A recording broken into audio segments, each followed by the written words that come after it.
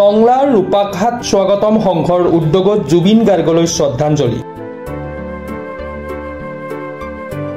ৰূপাঘাট বিষ্ণু মন্দিৰৰ সৌজন্যত স্বাগতম সংঘৰ উদ্যোগত অনুষ্ঠিত।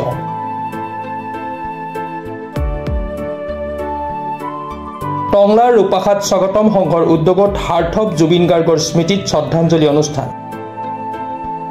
অনুষ্ঠানত ৰাতিপুৱাৰ ভাগত জুবিন গাৰ্গৰ প্ৰতিচ্ছবিত শ্ৰদ্ধাঞ্জলি অৰ্পণ কৰি ৰাইজৰ সহযোগত আয়তীসকলে নাম প্ৰসংগ কৰি শ্ৰদ্ধা জ্ঞাপন কৰে। সকলোৰে হৃদয়ত স্পন্দিত হৈ থকা ব্যক্তিত্বৰ অধিকাৰী জুবিন গাৰ্গৰ প্ৰতি শ্ৰদ্ধা জনাই টংলা ৰূপাঘাট স্বাগতম সংঘৰ লগতে ৰূপাঘাট ৰাইজে বিশিষ্ট সংগীত শিল্পী কিৰণ ডেকাই সঞ্চালনা কৰা স্মৃতিচাৰণ সভাখনত অৱসৰপ্ৰাপ্ত শিক্ষক ভূমিধৰ নাথে জুবিন গাৰ্গৰ প্ৰতিচ্ছবিত শ্ৰদ্ধাঞ্জলি জনায়। অনুষ্ঠানত সমাজকৰ্মী সমৰেন্দ্ৰ ডেকা, লাহন ডেকা, হৰেন্দ্ৰ শইকীয়া, অমৰজ্যোতি ৰাভা, ভাস্কৰ নাথ, বিচিত্ৰ পেগুৰ লগতে বহুসংখ্যক লোক উপস্থিত থাকে বুলি ৰূপাঘাট স্বাগতম সংঘৰ সভাপতি জিতেন কলিতা আৰু সম্পাদক পংকজ কুমাৰ ডেকাই জানিবলৈ দিয়ে।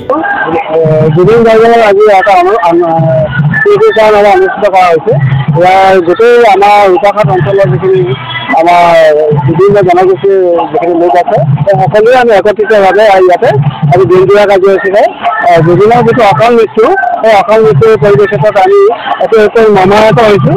প্ৰত্যেকজন ব্যক্তিয়ে ইয়াত মৰ্মাহত হৈছে আৰু তেওঁৰ স্মৃতি জীৱনীয়া কৰাৰ কাৰণে বা তেওঁক স্মৃতিচাৰণ কৰিবৰ কাৰণে আমি আজি এই দিনজোৰা কাৰ্যসূচী লোৱা হৈছে। ভৱিষ্যত প্ৰজন্মৰ জানো এই মহান শিল্পীগৰাকীক আমি জীয়াই ৰাখিব পাৰোঁ, তাৰে এটা ষ্টেপ হিচাপে প্ৰথম আৰম্ভণি হিচাপে এই স্বাগতম সংঘই আজি এটা প্ৰথম পদক্ষেপ লোৱা হৈছে। আৰু ভৱিষ্যতে আহি থকা দিনবিলাকত জুবিন গাৰ্গ অসমৰ এগৰাকী যে এটা সত্তা আছিলে, এগৰাকী ভৱিষ্যত দ্ৰষ্টা আছিল আৰু সেইটোকে আমি আজিৰ প্ৰজন্মটোকো তেওঁলোকক অনুমানিত কৰিবৰ কাৰণে আজি এই আমাৰ দিনজোৰা কাৰ্যসূচীটো পদক্ষেপ লোৱা হৈছে। এই অসম জুবিনৰ শোকত নিয়মান হৈ আছে। তেওঁৰ ঘটনাৱলী দিনক দিনে নতুন ধৰণে আমি নতুন মূৰ লোৱা দেখা পাইছোঁ।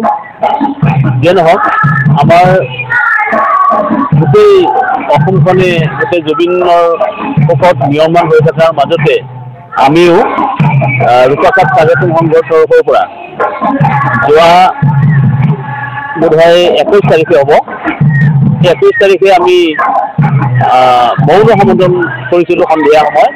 গোটেই গাঁৱৰ মানুহবিলাক ল'ৰাৰ পৰা বৃদ্ধলৈকে সকলোৱে আহি পেলাই ইয়াতে সমবেত হৈছিল আমাৰ সংঘ প্ৰাংগণত। আৰু ইয়াৰ পৰা আমি আমাৰ বৰাঘাটৰ পৰা কুকুৰাঘাটা চকুলৈকে আমি মৌন সমাদন কৰিছিলোঁ ৰাতি মমবাতি লৈ পেলাই।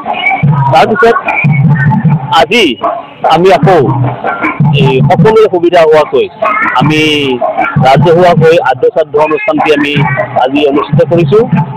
এই আদ্যশ্ৰাদ্ধত আমাৰ গাঁৱৰ লগতে ওচৰ পাজৰৰ মানুহো ইয়াত আহি সমবেত হৈছে আৰু তেওঁলোকে ইতিমধ্যে আপোনালোকে দেখাই পাইছে নাম পৰিৱেশন কৰি আছে। তাৰ মাজতে আমাৰ জুবিন গাৰ্গৰ বিষয়ে বক্তব্য ৰাখিছে। এনেদৰে আমি আজি অনুষ্ঠানটি আমি আয়োজন কৰিছোঁ। ইয়াৰ মাজতে আমাৰ গীত মাতৰ অনুষ্ঠানো আছে বা জুবিন সম্পৰ্কীয় বিভিন্ন বক্তব্য আমাৰ এই অনুষ্ঠানত আজি আমি কাৰ্যসূচী ৰাখিছোঁ। আৰু এইখিনিতে মই এটা কথা ক'ম যে জুবিন গাৰ্গৰ মৃত্যু আমি কোনেও সহজভাৱে লোৱা নাই।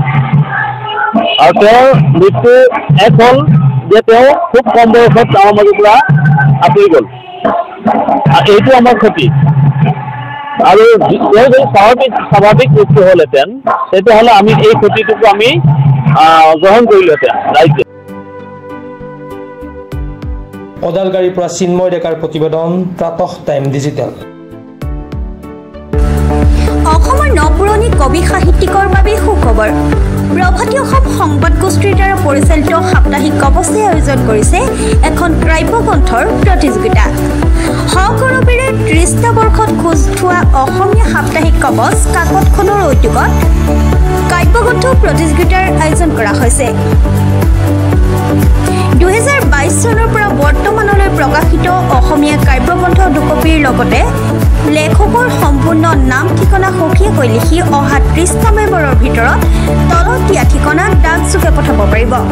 আমাৰ ঠিকনা সাপ্তাহিক কবচ প্ৰভাতী অসম সংবাদ গোষ্ঠী বিজয়নগৰ ডাকঘৰৰ সমীপত কলিতা মাৰ্কেট 3য় মহলা জিলা কামৰূপ অসম 781122 মোবাইল নম্বৰ হৈছে 9435114666 অথবা 6003971898 অথবা 9864084600 অথবা কাৰ্যালয়ত হাতে হাতে জমা দিব পাৰিব।